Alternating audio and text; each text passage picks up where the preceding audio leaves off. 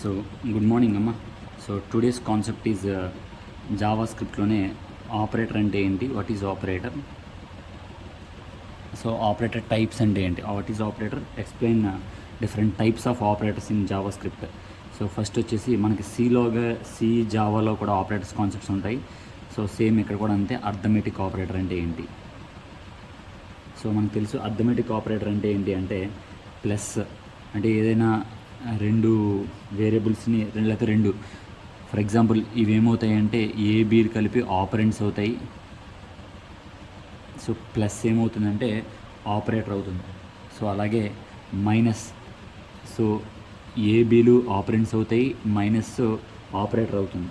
So అలాగే into, so అంటే multiplication, division, అలాగే మాడ్యులస్, అలాగే ఇంక్రిమెంటు, డిక్రిమెంట్. అంటే ఏ ప్లస్ ప్లస్ని ఇంక్రిమెంట్ అంటారు, ఏ మైనస్ మైనస్ని డిక్రిమెంట్ అని అంటారు. సో వీటిలన్నింటినీ కూడా అర్థమెటిక్ ఆపరేటర్స్ అని అంటారు. ఏమంటారండి, అర్థమెటిక్ ఆపరేటర్స్ అని అంటూ ఉంటారు, arithmetic operators.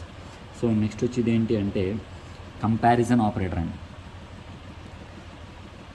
Comparison operator, so అంటే చూడండి మనం సిలో కానీ జావాలో కానీ రిలేషనల్ ఆపరేటర్ అని చదువుకున్నాం. సో దాన్నే కంపారిజన్ ఆపరేటర్ అని అంటారు. అంటే for example A equal to B అని మనం నార్మల్గా మనం మ్యాథ్స్లో రాస్తాం, కానీ కంప్యూటర్స్లో ఏంటంటే ఈక్వల్ టుని డబుల్ ఈక్వల్ టు కింద రాస్తారు. దీన్ని కంపారిజన్ ఆపరేటర్ అని అంటారు. అలాగే next A not equal to B అండి. సో దీన్ని ఇది నాట్ ఈక్వల్ టు సింబల్ అండి. So next A greater than B అండి. సో ఇది కూడా కంపారిజన్ ఆపరేటర్ అండి. నెక్స్ట్ మనకి A greater than equal to B, A greater than equal to B దీన్ని కూడా, అలాగే A less than equal to B దీన్ని కూడా. సో వీటినన్నింటినీ కూడా కంపారిజన్ ఆపరేటర్స్ అని అంటారు, కంపారిజన్ ఆపరేటర్స్ అని అంటారు. సో నెక్స్ట్ ఏంటి అంటే లాజికల్ ఆపరేటర్ అండి. లాజికల్ ఆపరేటర్,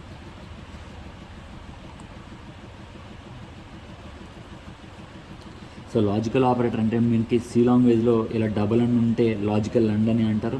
సో ఇలా ఉంటే లాజికల్ ఆర్ అని అంటారు, ఇలా ఉంటే లాజికల్ నాట్ అని అంటారు. సో సేమ్ ఇది కూడా అంతేనండి. సో ఇంకొక రాసుకోవచ్చు. ఫర్ ఎగ్జాంపుల్ ఏబి అనే ఒక రెండు టేబుల్ తీసుకున్నాము, దీని మీద ఏ అండ్ బి అని పెడుతున్నాము.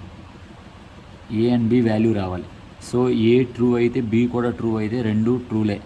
సో రెండు ఫాల్స్ అయితే ఇది కూడా ఫాల్సే. లేదు ఒక ట్రూ ఒక ఫాల్స్ అయితే ఆన్సర్ కూడా ఫాల్సే.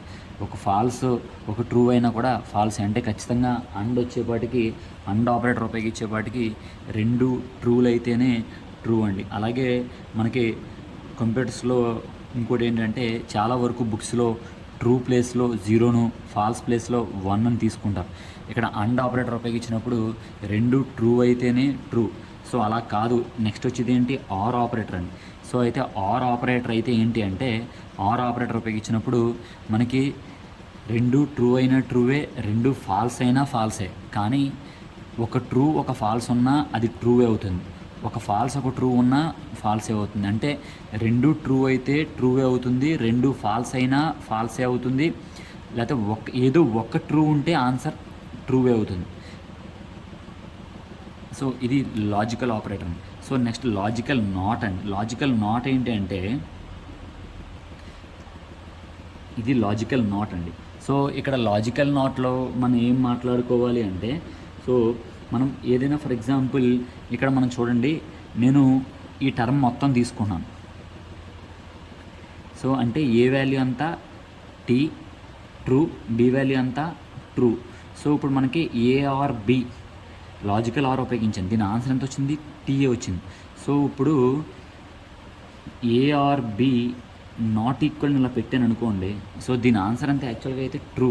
సో ఎప్పుడైతే నాట్ పెట్టానో ఆటోమేటిక్గా ఫాల్స్ అయిపోద్ది, అంటే దానికి ఆపోజిట్లో మారిపోతుంది. సో ఫర్ ఎగ్జాంపుల్ అక్కడ దాకానే వెళ్ళక్కర్లేదు, నేను నార్మల్గా ఇక్కడ ఏకి ఎంత ఇచ్చాను, A is equal to true అని ఇచ్చాను. ఇప్పుడు ఏ నాట్ అంటే ఏమవుతుంది, A is equal to false అవుతుంది. So for example B is equal to false అని ఇచ్చాను అనుకోండి, బి నాట్ ఏమవుతుంది, ట్రూ అవుతుంది. ఓకేనా. సో దాన్ని లాజికల్ నాట్ అని అంటూ ఉంటారు. సో నెక్స్ట్ అసైన్మెంట్ ఆపరేటర్ అండి. అసైన్మెంట్ ఆపరేటర్,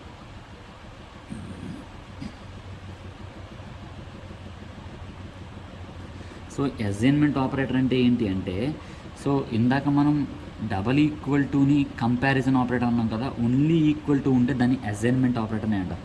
అంటే for example C is equal to A plus B అని ఇచ్చామనుకోండి, ఇక్కడ ఏ ప్లస్ బి అనేది ఎవరికి ఇచ్చాము, సికి ఇచ్చాము.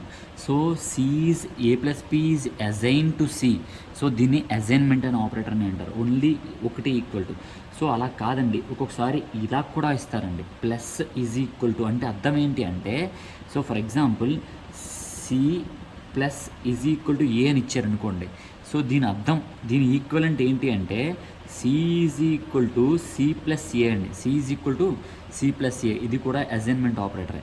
సో అలాగే మైనస్ ఈక్వల్ టు అని ఇచ్చారనుకోండి, C minus equal to A అని ఇస్తే C is equal to C minus A, ఇది దీని యొక్క ఈక్వలెంట్ అండి. దీని యొక్క ఈక్వలెంట్ ఇది, దీని యొక్క ఈ స్క్వేర్ బాక్స్లో ఉండే ఈక్వలెంట్ ఈ కింద ఉండేది అదండి. సో నెక్స్ట్ అలాగే మల్టిప్లికేషన్ కూడా ఇస్తారండి, అంటే ఇలా ఈక్వల్ టు అని ఇస్తారు, మల్టిప్లికేషన్ ఇలా కూడా ఇస్తారు. అప్పుడు ఇదేంటి అంటే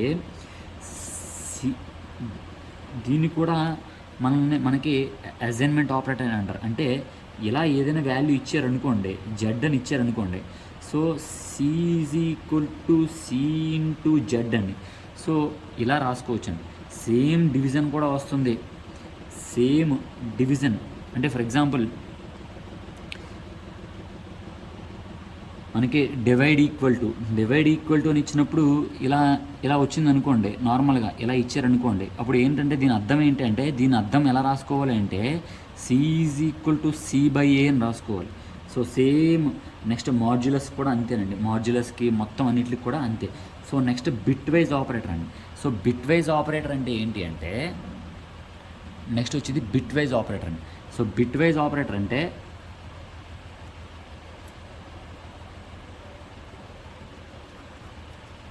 సో మనకి లాజికల్ అండ్లోనేమో డబల్ అండ్లు వస్తాయి, కానీ బిట్ వైజ్లో సింగిల్ అండే వస్తుంది. అలాగే లాజికల్ ఆర్లో డబల్ ఇలా లైన్స్ రెండు వస్తాయి, కానీ ఇక్కడ ఒకటే వస్తుంది. సో ఇది ఏమో ఎక్స్ఆర్ అంటారు, బిట్ వైజ్ ఎక్స్ఆర్. సో ఇదేమో బిట్ వైజ్ నాట్ అండి. So next left shift right shift, left shift right shift. Next bit wise right shift with zero అని అంటూ ఉంటారు, విత్ జీరో అని అంటూ ఉంటారు. అంటే ఫర్ ఎగ్జాంపుల్ ఎలా చెప్పాలి అంటే, మనకి ఇక్కడ రకరకాల వాల్యూస్ ఉంటాయండి. ఎలా అంటే ఇప్పుడు ఫర్ ఎగ్జాంపుల్ నేను అండకు చెప్తున్నాను చూడండి, 10 ఈజ్ ఈక్వల్ టు 20 అని రాశానండి, 10 is equal to 20. So next and 20 equal to 33 అని రాశాను అనుకోండి, సో ఈక్వల్. సో యాక్చువల్గా 10 ఈజ్ ఈక్వల్ 20 అని రాసాము, అండ్ 20 ఈజ్ ఈక్వల్ 33 అని రాసాము. సో ఇప్పుడు ఇది ఏమవుతుంది, కండిషన్ ఏమవుతుంది, ఫాల్స్ అవుతుంది. ఎలాగా, సో యాక్చువల్గా 10 ఈజ్ ఈక్వల్ టు 20 అన్నప్పుడు 20 ఈజ్ ఈక్వల్ టు 10 అవ్వాలి, 20 ఈజ్ ఈక్వల్ టు 10 అవ్వాలి. సో ఇది కండిషన్ ఏమవుతుంది అంటే ఫాల్స్ అవుతుంది, ఫాల్స్ అవుతుంది. సో దీన్ని మనం బిట్ వైజ్ ఆపరేటర్లో రాసుకుంటూ ఉంటాం. సో నెక్స్ట్ ఏంటి అంటే కండిషనల్ ఆపరేటర్ అన్న, కండిషనల్ ఆపరేటర్. సో నెక్స్ట్ వచ్చేది ఏంటి అంటే కండిషనల్ ఆపరేటర్ అండి, కండిషనల్ ఆపరేటర్. సో ఇక్కడ కండిషనల్ ఆపరేటర్ అంటే ఏంటి అంటే, నార్మల్గా మనకి సి లాంగ్వేజ్లో అయితే సంథింగ్ ఏదో ఇంట్ బిఎస్సి equal to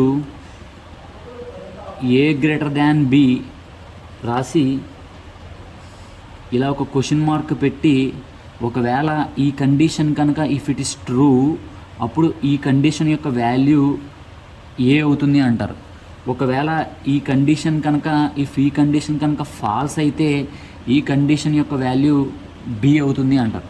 so same way అదే మనం సింటెక్స్లో మాట్లాడుకోవాలి అంటే ఎలా రాస్తారు అంటే, so condition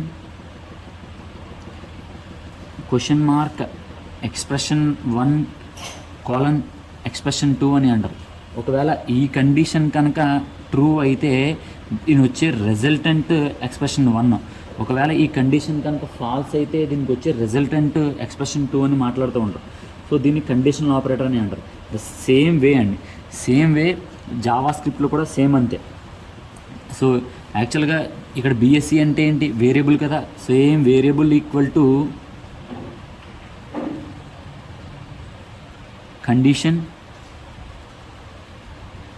if condition is true, if ఈ కండిషన్ కనుక ట్రూ అయితే దాని ఈ కండిషన్ యొక్క ఆన్సర్ వాల్యూ 1 అవుతుంది. సో ఒకవేళ ఈ కండిషన్ కనుక ఫాల్స్ అయితే, ట్రూ అయితే వాల్యూ 1 అవుతుంది, ఫాల్స్ అయితే వాల్యూ 2 అవుతుంది. So okay, let's have an example for that.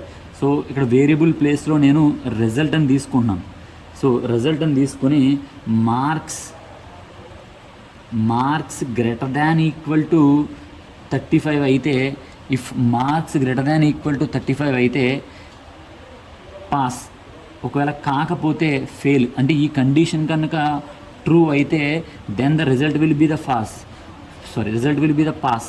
If the condition is false then the condition is fail. So దీన్ని కండిషనల్ ఆపరేటర్ అని అంటారు.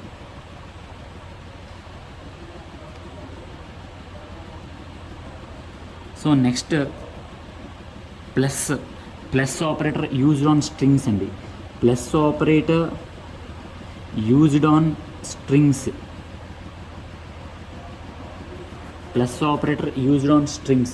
సో మనం నార్మల్గా ప్లస్ ఆపరేటర్ ఎక్కడ ఉపయోగిస్తాం? ఇప్పటివరకు ఏదైనా ఒక నెంబర్ మీద అలా ఉపయోగిస్తాం.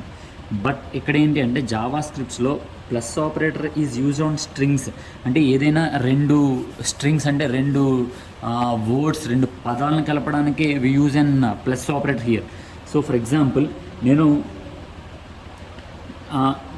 Text 1 is equal to hello అని తీసుకున్నాను. So next text 2 is equal to BSc అని తీసుకున్నాను. సో ఇప్పుడు నేను టెక్స్ట్ 3లో ఏం చేస్తాను అంటే text 3 is equal to text 1 plus text 2 అండి. సో టెక్స్ట్ 1 ప్లస్ టెక్స్ట్ 2 అంటే ఇక్కడ హలో ప్లస్ బిఎస్సి కలిపి మనకి ఇక్కడ హలో బిఎస్సి అని ప్రింట్ అవుతుంది. సో ఇక్కడ ఇలా వాడేదాన్ని ఈ ప్లస్ ఆపరేటర్ అని అంటారు. ఏమంటారు? ప్లస్ ఆపరేటర్ అని అంటారు. So next